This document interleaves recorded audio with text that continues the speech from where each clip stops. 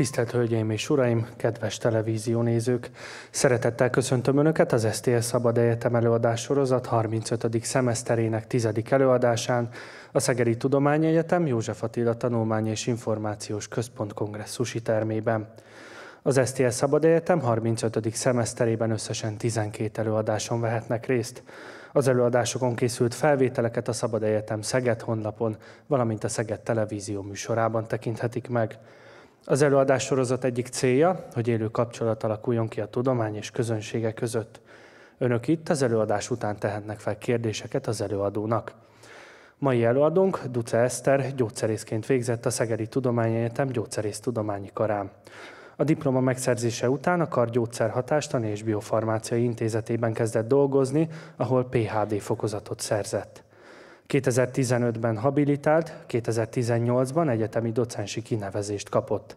Jelenleg ennek az intézetnek tanszékvezető helyettese, a molekuláris farmakológiai laboratórium vezetője. Kollégáival végzett eredményes kutatómunkáját bizonyítja, hogy eddig munkáikból 100-nál több tudományos közlemény jelent meg, melyeket közel 700 alkalommal idéztek független szerzők. Szűkebb szakterülete a reprodukciós farmakológia. Több díjat is elnyert, például MTA, Szegedi Bizottságának ezüstérme, Bolyai János kutatási ösztöndíj, Díszfalusi Alapítvány Young Scientist Award és STL Innovációs díj. Tudományos munkája mellett oktatási feladatokat is ellát. Gyógyszerhatástant, állatgyógyászatot és klinikai laboratóriumi diagnosztikát oktat. Közel 80 gyógyszerész hallgatónak volt szakdolgozati témavezetője, 16 TDK-s hallgató munkáját segítette eddig, és jelenleg 4 PhD hallgató munkáját irányítja. A gyógyszerész hallgatók több alkalommal, több évfolyamon is a legjobb oktató címmel ismerték el oktatói munkáját. Férjével és 2 gyermekükkel Szegeden élnek. Szabad idejében egilitizik kutyájával. Felkérem előadónkat, hogy tartsa meg előadását.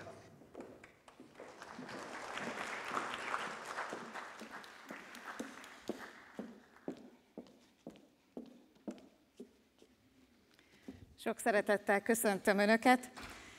Előadásomban az elhízásról szeretnék beszélni, de az elhízásnak egy érdekes, vagy számomra érdekes aspektusára, a reprodukcióra gyakorolt hatásáról, különös tekintettel a terhességre.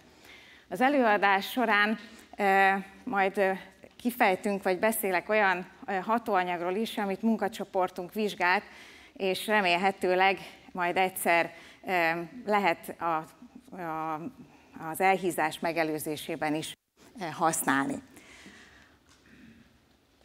Azt gondolom, hogy senki számára nem okoz az meglepetést, ha azt mondom, hogy az elhízás különösen a fejlett országokban járványos méreteket öltött, és hát egyre több olyan közlemény, újságcikk jelenik meg, ami ennek a káros hatásait írja le. Itt nem csak az egészségügyi hatásaira gondolok, hanem majd a gazdasági következményeire is. Ezen a térképen, amit az Eurostat tavaly adott ki, az látszik, hogy az Európai Unió országaiban a lakosok hány százaléka túlsúlyos vagy elhízott. Ezt a testtömegindexük alapján határozzák meg. Bizonyára hallottak már erről a BMI-ről vagy testtömegindexről, amit úgy határozunk meg, hogy a testtömegünk kilogramban mért értékét elosztjuk a magasságunk méterben mért négyzetével, és itt a hányados lesz az, ami alapján mondhatjuk azt, hogy túlsúlyosak vagyunk, vagy megfelelő a testtömegünk. Itt ez a térkép is, ahogy mutatja ez a vizsgálat, a túlsúlyos és az elhízott obez egyéneket mutatja 16 éves kor felett, és jól látható, hogy átlagban az Európai Unió lakosai el vannak hízva több, mint a fele, és hát néhány ország kivételével, itt ahol mi sárgával jelölt, Olaszország, Franciaország, ahol kevésebb az elhízott ember, és a túlsúlyos ember, de mindenképpen látszik, hogy ez egy komoly probléma az Európai Unióban. Az elhízás nagyon sok káros következménnyel jár az egészségünkre nézve. Tulajdonképpen az elhízás maga okozhat 2-es típusú cukorbetegséget, idézhet hipertóniát, szív-érrendszeri betegségeket okozhat, megváltoztatja a vérzsírok arányát, ronthatja az érfalnak az állapotát, növeli a különböző tumoros betegségeknek a kockázatát, májbetegségeket, vesebetegségeket idézhet elő, és amire a mai előadásban fókuszálnánk, az a reprodukciós egészségnek a zavara. De azért nem vagyunk eszköz nélkül itt az elhízás esetében. Maga az elhízás terápiája az 5 pilléren nyugszik. Az első 3, itt látszik az elhízás kezelésének piramisába is, hogy talán az első 3 az, amit a leggyakrabban, a legtöbben használnak, az életmódváltás, a mozgás, a diéta, amit akár önmagunk is eldöntve, utána olvasva el tudunk kezdeni, és talán az egyik legnagyobb nehézséget is okoz, hogy önmagunkat legyőzve ezeket az életmódváltoztatási dolgokat megtegyük. Itt látszik, hogy minél súlyosabb, minél nagyobb valakinek ez a testtömeg indexe, annál radikálisabb terápiát lehet kezdeni. De az a jó hír, hogy maga az életmódváltoztatás, a diéta, a mozgás, hogyha nem is fogyunk tőle, tehát hogyha nem is csökken a testtömeg, de mindenképpen a szív- és érrendszeri betegségek kockázatát csökkenti, hogyha elkezdünk mozogni és megfelelő diétát tartunk. De hogyha egy jól felépített, struktúrált diéta, mozgás kombinációt alkalmazunk, akkor a várható fogyás az olyan 3,2% körül van a kezdeti testsúlyunkhoz képest. Ezt úgy általában, amit eddig elmondtam, mindenki tisztában szokott lenni, ami a meglepő lehet, hogy sokszor itt az életmódváltáshoz tartozik a pszichés állapotnak a megváltoztatása is, tehát hogy olyan kognitív terápiát, viselkedés terápiát vonjanak be a testsúlycsökkentésbe, ahol azokat a káros, rossz szokásainkat tudjuk feldolgozni, azokat a rossz sémáinkat, amelyek ahhoz vezetnek, hogy bizonyos esetben például a stresszt evéssel vezetjük le, és akkor ugye így már ezektől megszabadulva, ezt földolgozva, ez is segítséget jelenthet. De ha ezek nem hatnak, akkor jöhetnek a gyógyszerek. Én most csak azokról beszélnék, ami Magyarországon is forgalomban levő gyógyszerek. A maga fogyás az mindig is vágyálma volt az embereknek, tehát nagyon sokszor sokféle gyógyszert kipróbáltak, először pajzsmirigy hormonokkal kísérleteztek, hiszen akinek pajzsmirigy tűrműködése van, az általában sovány, aztán olyan szereket használtak, mint amfetamin, metamfetamin, ami stimuláns hatású. Ezeket a szereket nem voltak hosszú életűek, bár lehetett tőlük fogyni, de olyan súlyos mellékhatásaik voltak, hogy ezeket azóta nem használjuk. Ami viszont forgalomban van, az gyakorlatilag 2 nagy gyógyszercsoport, és majd még lesz 2 gyógyszerkombináció. Az egyik, ami a zsír felszívódását fogja megakadályozni a bélből. Ez tulajdonképpen ez az anyag a hasnyálmirigyünk által termelt lipáz enzimhez kötődik, és megakadályozza annak működését, és így a nagy zsírsav láncok nem tudnak lebomlani, és nem tudnak fölszívódni. Ez, ha nem is fogynak tőle, de maga a súlygyarapodás folyamata az megállítható ezzel a kezeléssel, és ezt egy kapszula formába lehet használni. Nyilván, mint mindennek, és minden gyógyszernek, és meg mindennek az életben van mellékhatása. Mivel itt a zsírfelszívódás nem lesz megfelelő, ezért ez a terápia hasmenést okozhat. A bevitt zsírnak körülbelül a 25%-át meggátoljuk, hogy felszívódjon, és hát ez sokszor puffadást, hasmenést okoz, és befolyásolhatja bizonyos gyógyszereknek a hatását, például a fogamzásgátlók hatását csökkenti, gátolja a zsírban oldódó vitaminoknak a felszívódását. Hogyha tovább megyünk a történetbe, akkor az igazán nagy durranás az inkretinek nevezetű csoport volt. Itt látnak különböző fehérjéket, ilyen kacifántos nevű fehérjéket, amiket általában csak a mozaikkal szoktuk jelezni, a GLP, GIP fehérjék. Ezek a fehérjék termelődnek a gasztrointesztinális rendszerünkbe, és szerepük van abban, hogy az éhségérzetet, vagy éppen a jólakottságérzetet kialakítsák, és amiért eredendően bevezették az első hatóanyagot, az a 2-es típusú diabétesz kezelése volt, mivel csökkentette a vércukorszintet, és csak mellékesen derült ki, hogy egyébként nagyon jó fogyasztó hatása is van.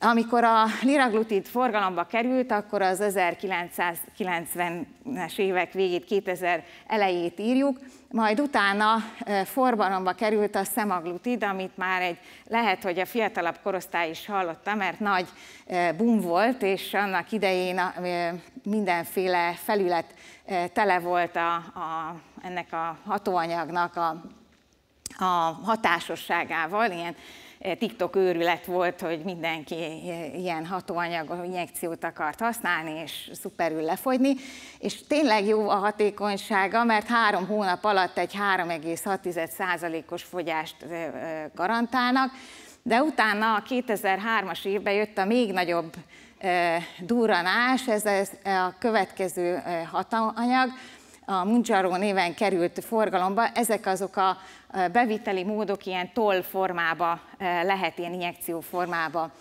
beadni magának a betegnek, vagy az elhízott embernek, és ez már még nagyobb 5,6%-os fogyást eredményezett.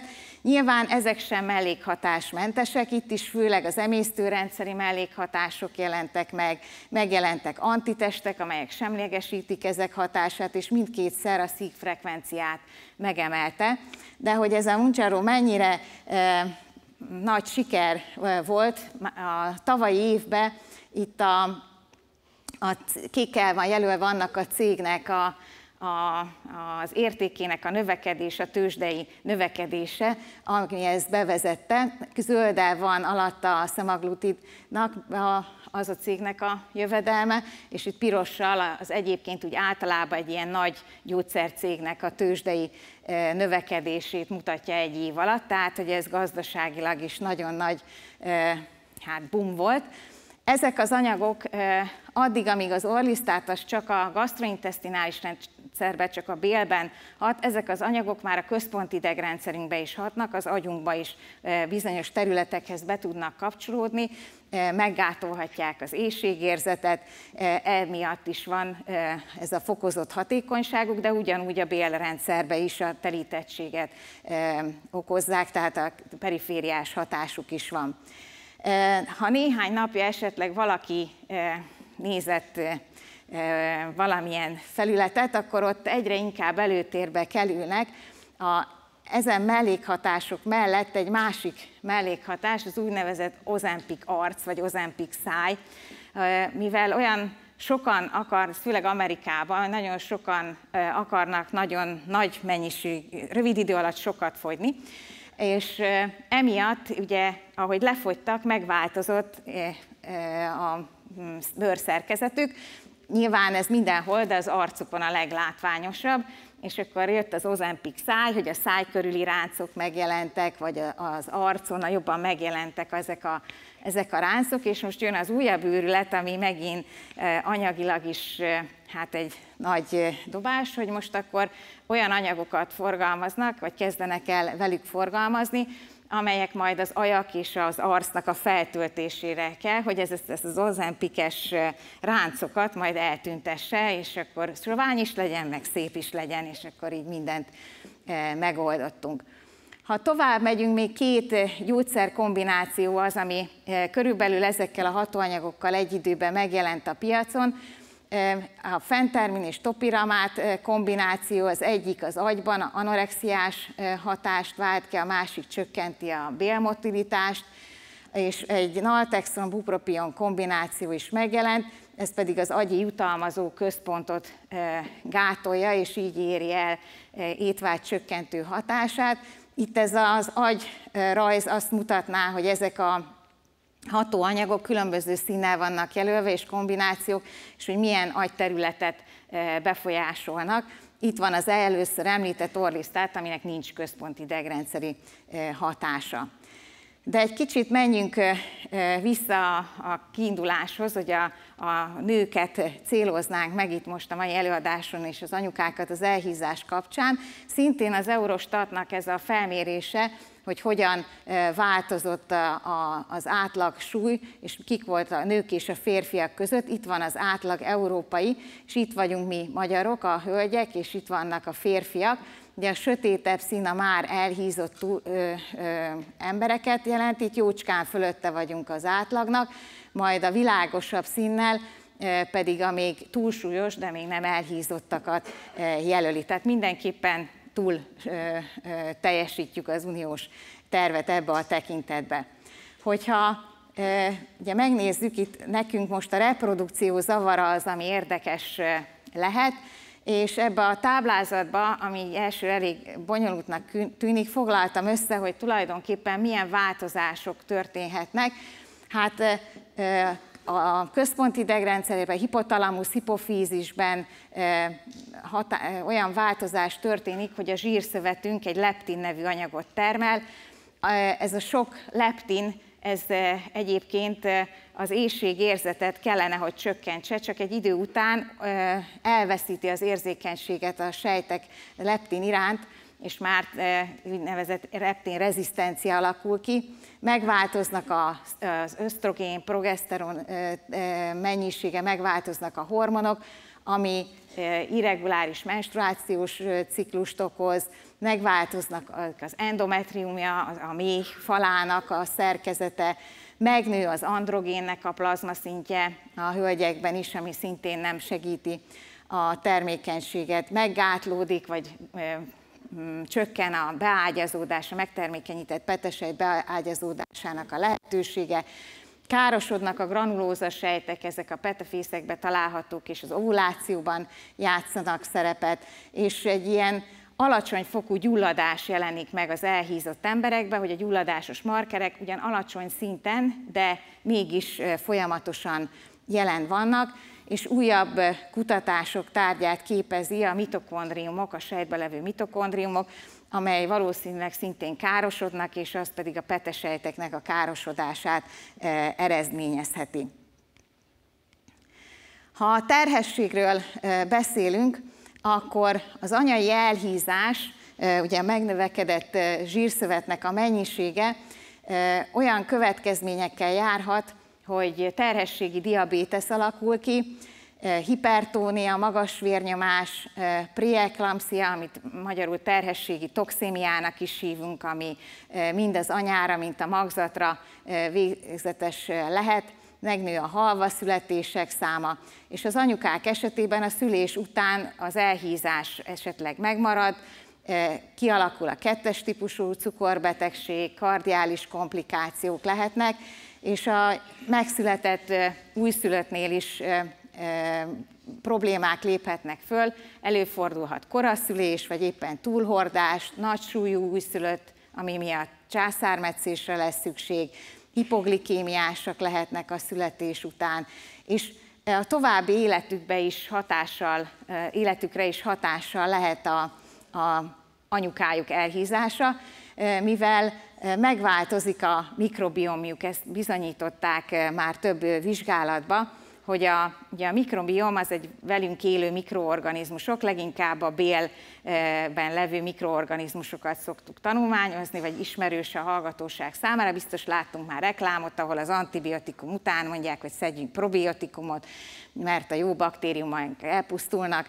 Na ez a mikrobiom, ez mindenkinek olyan, mint az új lenyomata, mindenkinek saját mikrobiomja van, és azt találták, hogy azok az édesanyák, akik túlsúlyosok, más mikrobiommal rendelkeznek, mint akik normálsúlyúak, és ezt a mikrobiom összetételt örökli majd az utód is, tehát nagyobb esélye van egy túlsúlyos anyukának arra, hogy majd később a gyermek vagy felnőtt korában elhízott lesz, esetleg más metabolikus problémái lesznek.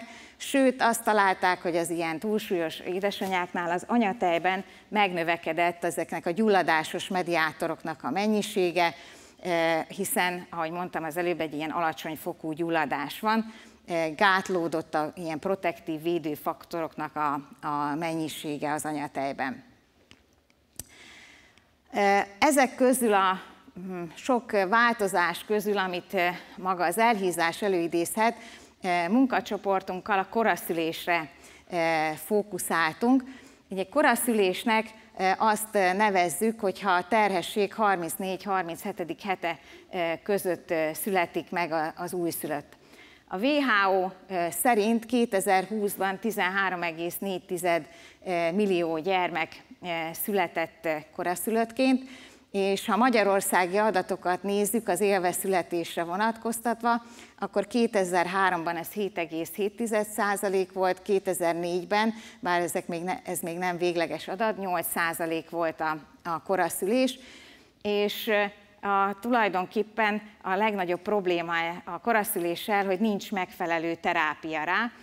Vannak olyan gyógyszerek, hatóanyagok, amelyekkel 7-10 napig el tudjuk tolni a szülésnek az idejét, de igazán megfelelő terápia sajnos még nem áll rendelkezésre. Hogyha egy kicsit kitekintünk a világba, akkor az UNICEF felmérése szerint itt láthatjuk minél sötétebb egy országterület, annál magasabb a koraszülések száma, és hogyha tovább megyünk ugyanebben a jelentésben, akkor azt látjuk, hogy a koraszülés nagyon sok problémát fölvet. Itt az ábra azt mutatja, hogy hány százaléka a koraszülötteknek halt meg a születést követően, de hogyha túl is éli a gyermek, akkor mindenképpen intenzív terápiás ellátást igényel, és akár egész életére kiható károsodást szenvedhet a koraszülés miatt. Ezért munkacsoportunkkal olyan célpontokat kerestünk, ami a koraszülés talán terápiájában majd a későbbiekben használható lesz. Az első ilyen lehetséges célpont azok a vízcsatornák, az akvaporinok. Régebben azt gondoltuk, hogy a víz az csak úgy szabadon áramlik a szervezetbe, esetleg az ozmózis ezt befolyásolja, de aztán kiderült, hogy ez nem egészen így van, hanem a víznek is van saját csatornája, amelyen keresztül be tud áramolni a sejtbe. Ez a felfedezés 1992-ben történt, amikor az első ilyen vízcsatornát, akvaporint felfedezték. Itt van a boldog kutató, ritka pillanat, amikor rögtön le is fotózzák a boldog kutatót, és ez a felfedezés aztán 2003-ban Nobel-díjat is érdemelt. Mi is ezeket a vízcsatornákat vizsgáltuk. Ma 13 vízcsatornát ismerünk, különböző 0-tól 12-ig számozzák őket. Ezek a vízcsatornák, ezek az akvaporinok ilyen alcsaládokra is osztották már őket, vannak a klasszikus akvaporinok, amelyek csak vizet szállítanak, vannak a peroxiporinok, amik peroxidot is szállítanak, vannak akvagliceroporinok, ami más kismolekulát, glicerint, ammóniát tud szállítani, és vannak az úgynevezett szuperakvaporinok, amelyeknek nagyon specifikus szerkezete van, és még nem teljesen feltérképezett, hogy a vízen kívül még milyen molekulák szállításába vesznek részt. És ahogy látszik itt a rajzon, gyakorlatilag a szervezetünkben mindenhol megtalálhatók ezek a vízcsatornák. Mi a munkacsoporttal patkányokba vizsgáltuk ezeket az akvaporinokat. Megnéztük, hogy patkány terhességbe ezek közül az akvaporin izoformák közül melyik az, amelyik leginkább megjelenik, és azt találtuk, hogy az akvaporin 5-ös számú az, ami a leginkább megtalálható, legnagyobb mennyiségben kimutatható patkányban, a patkányok uteruszában terhesség alatt. És utána később kiderült, hogy ez az akvaporin 5-es szerepet játszik a magzatvíz térfogatának szabályozásában, a mély összehúzódás befolyásolásában, sőt, még a sejtek zsírfelhalmozódásának folyamatában is szerepet játszik. Vizsgálataink során, ugye az először itt patkányokról beszélünk, a patkány vemhessége 22 napig tart, és itt látható, hogy hogyan változott a 22 nap alatt ennek az akvaporin 5-nek az expressziója. Itt a nem vemhes állatokat látjuk, és ehhez képest szépen folyamatosan nőtt a terhesség alatt, majd a terhesség utolsó napján, a 22. napján ez drámaian lecsökkent, és utána megnéztünk különböző koraszülés modelleket patkányba, hormonálisan váltottunk ki koraszülést, gyulladással váltottunk ki koraszülést, és ott is ugyanezt tapasztaltuk, hogy nagyon alacsony lett az akvaporin szintje, és több vizsgálat is azt bizonyította, hogy azok az anyagok, amelyek lecsökkentik az akvaporinnak a szintjét, azok az anyagok fokozzák a méhnek, az uterusznak a kontrakcióját, azok elősegítik a szülést. Itt látjuk az ösztrogén, oxitocin, a koraszülés, a vemhesség utolsó napja, mindez bizonyítja, hogy itt van egy fordított korreláció az akvaporin mennyisége és a kontrakció között. Ezután ezt meg akartuk vizsgálni, vagy meg is vizsgáltuk humán uteruszban is. A kooperációban a női klinikával császármetszésből méh és méhlepény mintákat kaptunk, ahol is először normálsúlyú kontrollanyukáknál néztük meg, hogy hogyan változik az akvaporin mennyisége, majd utána elhízott édesanyákat vizsgáltunk, és olyan anyukákat is sikerült megvizsgálni, akik ugyan nem voltak elhízva, de terhességi cukorbetegségben szenvedtek. Ha megnézzük az akvaporin változását a humán méhszövetben, itt a 34. hétnél egy ilyen csúcsot látunk, és utána, hogy haladtunk előre a terhességbe, egészen a 41. hétig egy folyamatos, egy csökkenést, egy alacsony szintet detektáltunk az mRNS-ek szintjén, és ugyanezt láttuk a fehérjébe is. Így ez arra engedett következtetni, hogy az akvaporin mennyiség és a kontrakciók között van összefüggés, és akkor ez talán még jó lenne valami diagnosztikára is, hogy amikor megindul a kontrakció, ezt előre ki tudjuk-e mutatni az akvaporin meghatározással.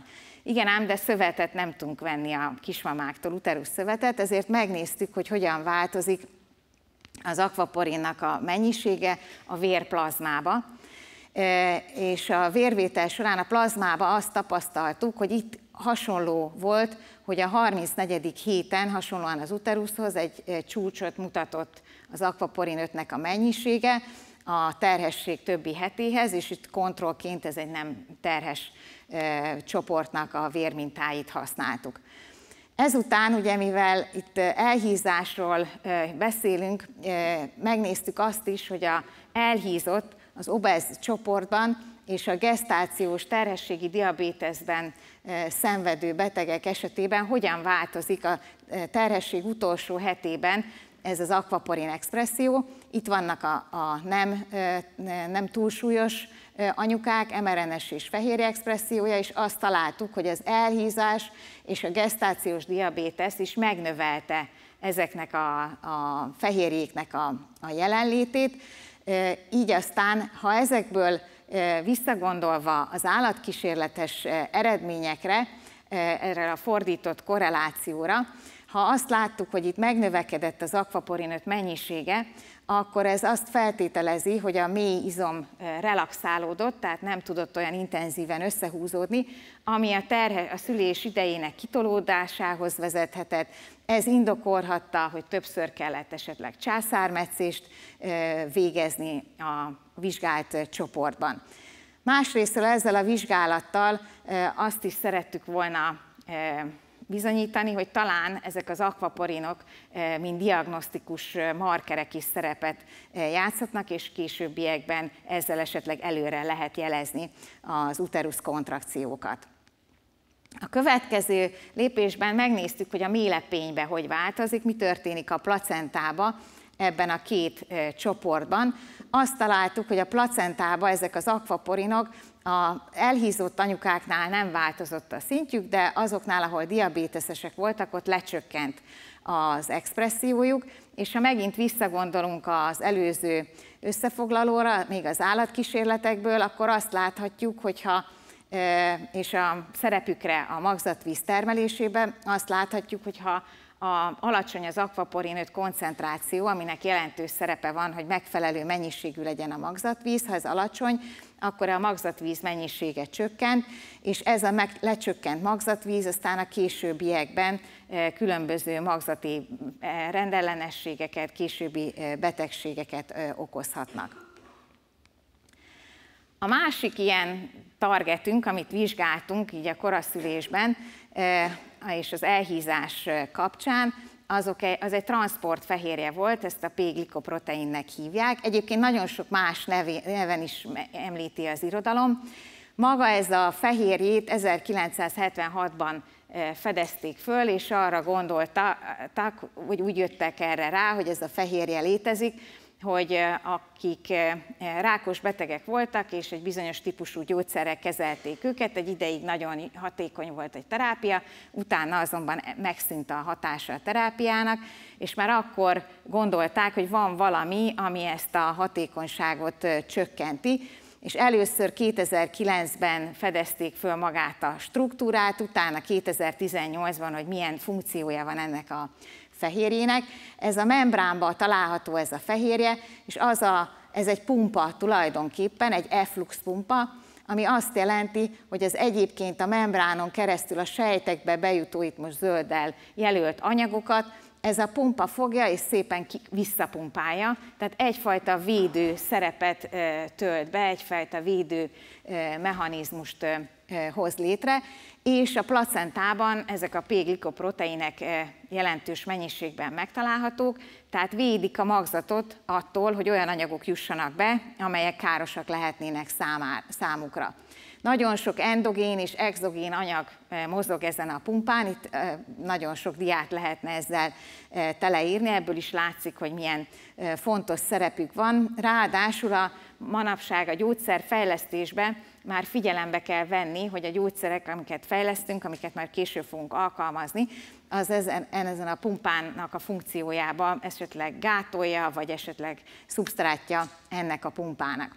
Szóval ezt a P-glikoproteint határoztuk meg ugyanebbe a két csoportba, itt voltak az obez, az elhízott anyukák, és itt voltak a gesztációs diabétesz, tehát terhességi diabéteszben szenvedők, és a normál súlyúak, és azt találtuk, hogy ennek a pumpájának a jelenléte az lecsökkent mind az elhízásban, mint a terhességi diabéteszbe. Tehát gyakorlatilag ugye ennek a csökkenése így a védő funkciója csökkent a placentának, azáltal, hogy csökkent az expressziója. Egyébként ezt már megfigyelték más szövetben is, és azt tapasztalták, hogy a gyulladás, és ugye ezt az előbb már említettem többször, hogy alacsony fokú gyulladás van itt a szervezetben, csökkenti ezt a P-glikoproteint, ezt a transportert, és ezáltal ugye endogén anyagok juthatnak be, olyanok, amelyeknek nem kellene, ami ezt a terhességi toxémiát okozhatja, vagy olyan esetleg gyógyszeranyagok, amelyek majd magzati rendellenességet okozhatnak. Ez azért érdekes, mert ez egy új perspektívába helyezheti a gyógyszer használatot is, hiszen ez alapján lehet, hogy van olyan gyógyszer, ami egyébként nem károsítja a magzatot, de elhízott anyáknál, akiknél nem működik rendesen ez a védőmechanizmus, nekik ez károsodást, a magzatnak károsodást okozhat, tehát egy új kontraindikált csoport lesz, hogy kinek nem adható éppen egy adott terápia. A harmadik, amit néztünk, az az oxidatív stressz.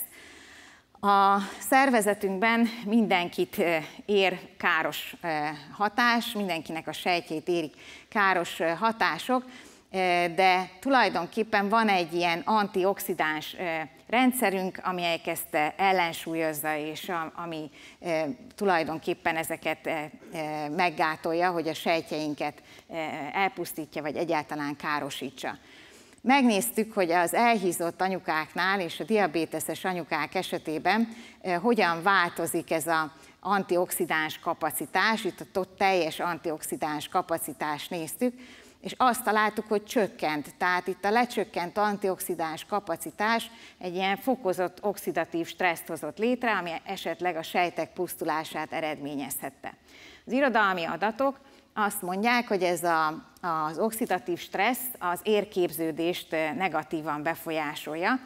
és hát egy placenta egy olyan szövet, amiben azért elég jelentős mennyiségű ér található. Megnéztük, hogy tényleg van-e valamilyen hatása ennek az elhízásnak és a diabétesznek az érképződésre. Egy olyan anyagot, egy olyan faktort, növekedési faktort vizsgáltunk, ami az érképződésre szükséges, és azt találtuk, hogy ezek mind a két esetben az elhízott és a diabéteses anyukáknál is csökkentek. És utána a klinika orvosai az ultrahang vizsgálatokkal megállapították, hogy ez mérhető változás, hiszen mértek egy úgynevezett vaszkuláris indexet a placentának, hogy milyen az ér hálózata, és itt a táblázatban látható, hogy az elhízott és a diabéteses anyukáknál is rosszabb volt az érellátása, mint a normál súlyú édesanyáknál.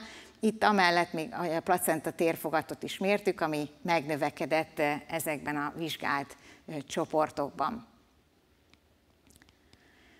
Így tehát ez alapján azt mondhatjuk, hogy maga az elhízás az növeli az oxidatív stresszet, ami érképződési rendellenességekhez vezetett, és nagyon sok egyrésztről a placenta funkciót rontotta, ezáltal hipoxiát okozhatott a magzatba, terhességi toxémiát, koraszülés, növekedési visszamaradás eredményezhetett a magzatnál.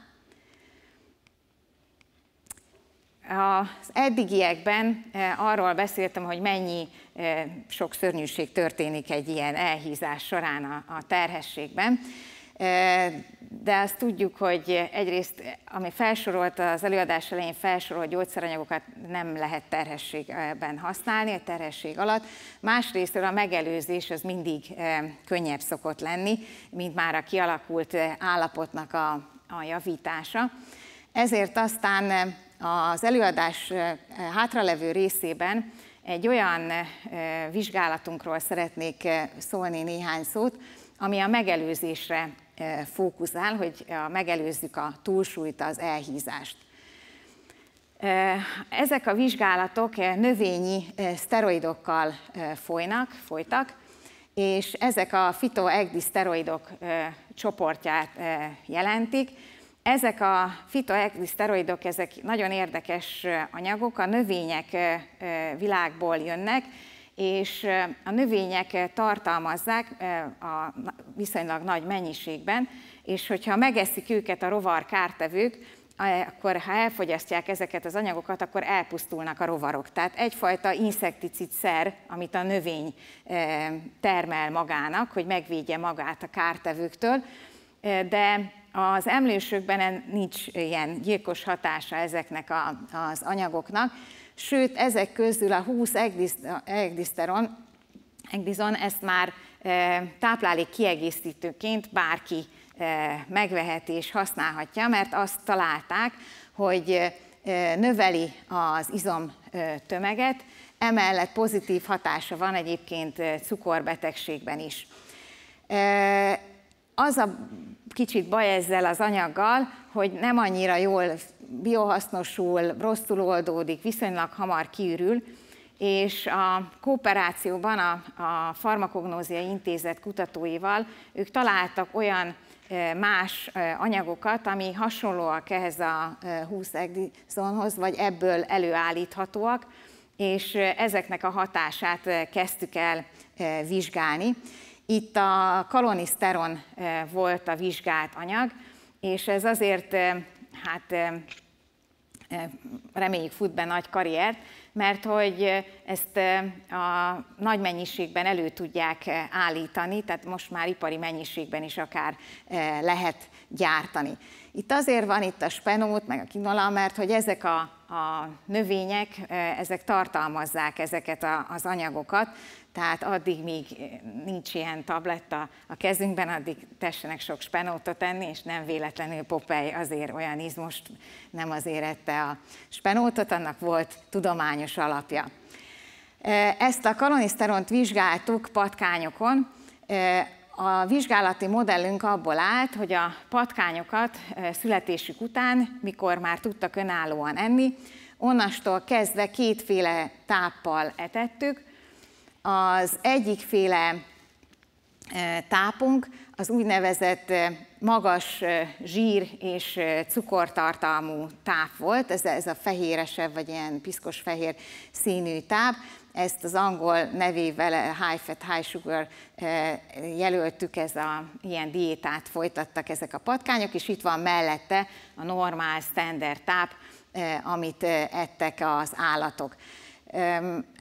Ez a táp egyébként ilyen nagyon puha, lágy táp, és porlik igen nehezen adagolható, vagy adható a patkányoknak. Ráadásul ugye a fogaikat, hogy tudják koptatni a patkányok, ilyenkor valamilyen fadarabot vagy egyebet be kell tenni, mert ugye a rendes táp az kemény is, és rendesen tud kopni a foguk. Szóval kezeltük őket, ették ezt a tápot 13 héten keresztül, és a különböző csoportok ugye különböző tápokat ettek, és elkezdtük őket már kezelni az előbb már említett és étrendkiegészítőként használt 20 egdizonnal és a kaloniszteronnal kezeltük őket.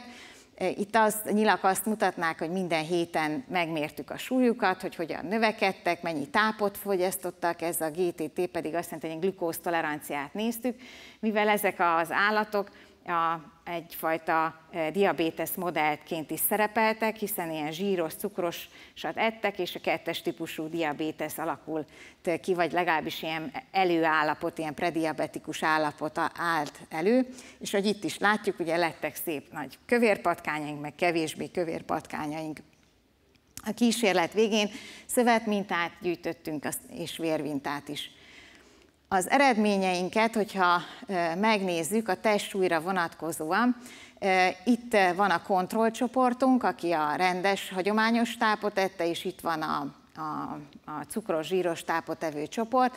Látjuk, hogy a kontrollcsoportban igazából a kaloniszteron okozott változást, hiszen ott a normál táp mellett is csökkent egy kicsit a testsúlyuk, de az igazi nagy változás az elhízott állatoknál volt, hiszen az az állat, amelyik a zsíros tápot ette, jelentősen megemelkedett a testsúlya. Itt a testsúly változást tüntettük föl, tehát nem az állat testsúlyát, és a kezelések hatására mind a két anyag kivédte ezt a testsúly növekedést, tehát gyakorlatilag megelőzte azt, hogy ezek az állatok elhízzanak. Az még további vizsgálatok tárgyát képezik, hogy amikor már el vannak hízva, akkor esetleg fogynak-e tőle, ezt még egyelőre nem tudjuk. Aztán mértünk különböző faktorokat, amelyek az elhízást jól jellemzik. Ott az összefoglaló ábrán, ahol az elhízás hatását a reprodukciós rendszerre taglaltam, ott már megemlítettem a leptint, ami gyakorlatilag a leptint, ezt a zsírszövetünk termeli, és valaki minél kövérebb, annál magasabb a leptin szintje, és itt is azt láttuk, hogy ezeknek az állatoknak megemelkedett, az elhízott állatoknál megemelkedett ez a leptin szint, és a két hatóanyag, amit néztünk, azok kivédték ezt a leptin szint emelkedést. A másik anyag az az adiponektin volt, ez is a zsírszövetben termelődik, és ennek a hatása a elhízásban csökken a mennyisége, és ezt is megakadályozta ez a két hatóanyagunk. Ha tovább megyünk és visszagondolunk ennek az eredeti alkalmazására, amire most is forgalomban van a 20 egdizon, ugye ez az izomtömegnövelés, ezért megnéztük, hogy hogyan növeli az izomtömeget ezek az anyagok. Itt egy patkány lábat látunk, és két izmot néztünk. Az egyik volt a musculus soleus, itt található, és a tibialis anteriornak a tömegét néztük. Hát lehet, hogy így patkányban ez így nem mindenkinek jön át, hogy ez melyik izom, ezért itt mindjárt meglátjuk humán esetben is. Ez az egyik, ez a soleus, ezt magyarul ilyen gázlóizomnak is hívják, és azt találtuk, hogy ennek izom tömege, vagy az izom mennyisége az elhízás esetében lecsökkent, és amikor kezeltük a kezelt állatoknál, viszont ezt nem tapasztaltuk. Egyébként a normál táplálkozásnál hát nem növelte az izomtömeget ez a anyag, vagy ezek mind a két anyag. A másik, a tibialis anteriornál, a sípcsontnál levő izomot, hogyha néztük, hasonlóan tapasztaltuk, nem volt izomtömegváltozás a normál diéta esetében, de amikor az elhízott állatoknál csökkent az izomtömeg a mennyiség, az izommennyiség ott ezt kivédte, és ott az eredeti állapotot tartotta fönt ez a két hatóanyag. Igazából ezt nem arra gondoljuk használni, hogy majd akár testépítés vagy egyebek, hanem itt olyanra gondolunk, hogy legyengült betegek, tartósan fekvő betegek, vagy valami olyan károsodásba szenvedő betegek, ami izomleépüléssel jár, hogy abban az esetben ezek a készítmények, vagy ezek a hatóanyagok kivéthetik az izomnak a leépülését. És az utolsó vizsgálat ezzel kapcsolatban, aki mindenkiben felmerül, ugye általában az ilyen izomtömegű, testépítő anyagoknál az androgén hatás, vagy az antiandrogén hatás, tehát hogy hogyan változik a tesztoszteron szint egy ilyen kezelés hatására.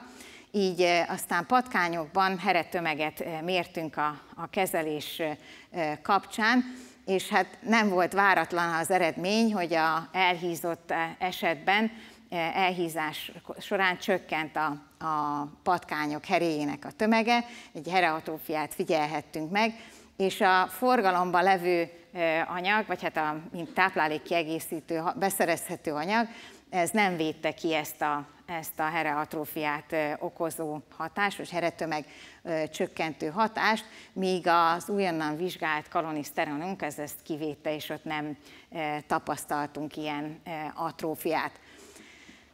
Maga ez a készítmény és az egész szintézis és eljárás az egyébként már szabadalomra van benyújtva, és reméljük, hogy majd ezekből előbb-utóbb humán vizsgálatok is lesznek. Ezzel szeretném még a végén összefoglalni, hogy tulajdonképpen hát a munkacsoportunk milyen eredményeket is ért el így az elhízás összefüggésében. Ugye az első részben főleg a reprodukciós vizsgálatokkal, a születés és a terhesség alatti változásokat vizsgáltuk, és reményeink szerint lesznek majd olyan célpontok, amit később fel lehet használni.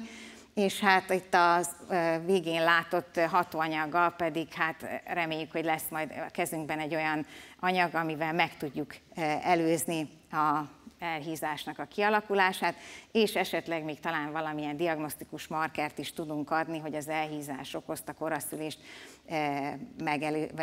előre jelezzük. Ezzel szeretném megköszönni a figyelmüket, és bemutatni a munkacsoportot, akivel ezeket az eredményeket elértük, és köszönöm szépen a munkájukat. Természetesen köszönöm a partnereknek a más intézetekből az együttműködést, a mintákat és az anyagokat, amiket vizsgálhattunk, és hát reményeink szerint a munkacsoportunk kutatása hozzájárulhat ahhoz, hogy mindenki egészséges lesz és örömben töltheti a hátralevő éveit. Köszönöm szépen a figyelmet!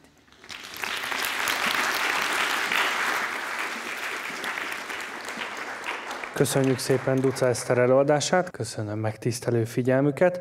Az STS Szabad Egyetem előadás sorozat keretében egy hét múlva dr. Monostori Tamás, az STMGK Növénytudományi és Környezetvédelmi Intézet intézetvezető főiskolai tanára tartja meg a fenntarthatóság, biotechnológia, digitalizáció, aktualitások és trendek a mezőgazdaságban című előadását. Szeretettel várjuk Önöket egy hét múlva, viszontlátásra!